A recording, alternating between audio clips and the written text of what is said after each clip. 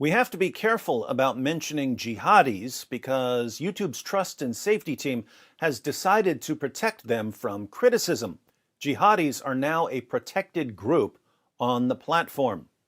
And we have to be careful about mentioning the persecution of Christians because YouTube's trust and safety team has decided that it's hate speech to talk about the persecution of Christians. With that said, we do need to report the latest attack in Indonesia, but I'll try to soften the information as much as possible by only quoting an Islamic news source. Al Jazeera reports. A manhunt is underway after a group of sword and gun-wielding attackers killed 4 people in a remote part of the Indonesian island of Sulawesi, including one who was beheaded and one burned to death. The ambush took place in Lembantanggoa village in central Sulawesi province on Friday morning. Authorities said the victims were members of a Christian community, but a police official said the assault was not religiously motivated. The attackers also torched half a dozen homes, including one used for regular prayers and services, police said. Al Jazeera accidentally pointed out that the victims were Christians. Apparently, Al Jazeera has forgotten that the code word for Christians who are slaughtered in the name of Allah is Easter worshippers. That rule was established in the aftermath of the 2019 Sri Lanka church bombings. But it is good to know that the attack in Indonesia was not religiously motivated. Police were hunting the suspects on Saturday, and no arrests have yet been made. Authorities blamed Sulawesi-based East Indonesia Mujahideen, MIT, one of the groups across the world's biggest Muslim-majority nation that have pledged allegiance to ISIS. We reached the conclusion that they, the attackers, were from MIT after showing pictures of its members to relatives of the victims who witnessed the ambush, said Yoga Priyahutama, Sigi Regency police chief.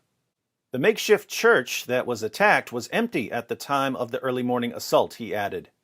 So, jihadis who had pledged allegiance to ISIS slaughtered Easter worshippers and attacked a church, but the attack was not religiously motivated.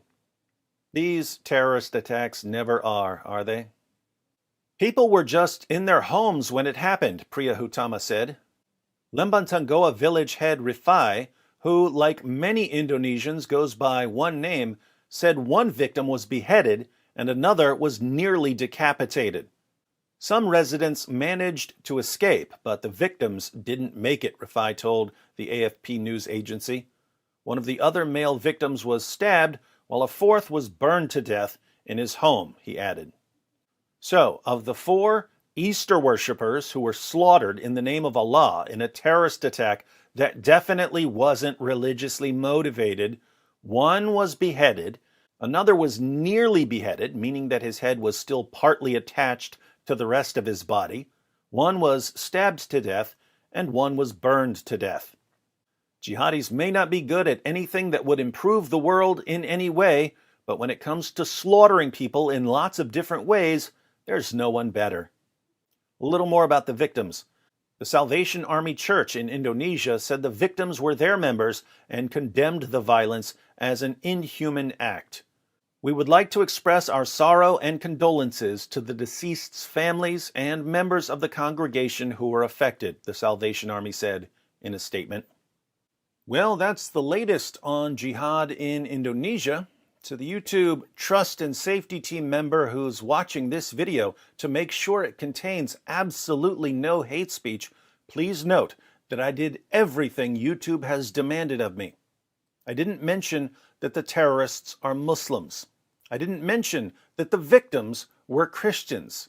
I've conformed totally to the messages you morons and cowards on the Trust and Safety Team sent me, especially the messages informing me that jihadis are a protected group and that anything that might offend them is hate speech. I hope this short video about Easter worshippers being beheaded and nearly beheaded and stabbed to death and burned alive won't get me into any trouble with your amazing platform, which has become increasingly dedicated to protecting anyone who decides to slaughter Christians. By all means, keep patting yourselves on the back from the comfort of your safe spaces over there at YouTube headquarters. Maybe if you keep using your platform to shield jihadis from criticism, they'll praise you for your tolerance.